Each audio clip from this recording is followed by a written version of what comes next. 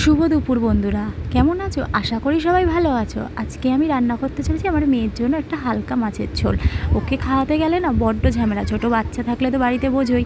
তার জন্য আমি এখানে নিয়েছি একটা মাছ, আর মাছের সাথে সবজি কেটে নিয়েছি, কিছু শাক, গাজর, কুমড়ো, আলু, পেঁপে দিয়ে বানাবো ওর জন্য একটা পাতলা করে মাছের ঝোল, যাতে একটু টেস্ট হয় আর ও একটু খেতে পারে। ওর মধ্যে কড়াই নিয়েছি, কড়াইয়ের মধ্যে নিয়ে নিয়েছি তেল আর কালো জিরে।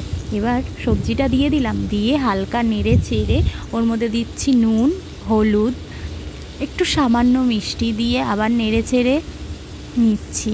এবার আমি একটা ভাজা মশলা বানিয়ে রেখেছি, ওর মধ্যে রয়েছে জিরে, গোটা জিরে, ধনে, গোলমরিচ, শুকনো লঙ্কা, এগুলো দিয়ে দিলে একটু টেস্ট হয়।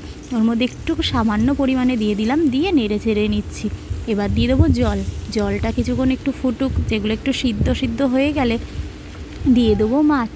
মাছটা একটু ঝোলে দিলে কী হয়, মাছে জ্যান্ত মাছে যেই থাকে সেটা হচ্ছে ভিটামিন, সেটা সবজির সাথে দিলে একটু ফুটলে সেটাই বেরালে ভিটামিনটা বাচ্চাদের পেটে যায়।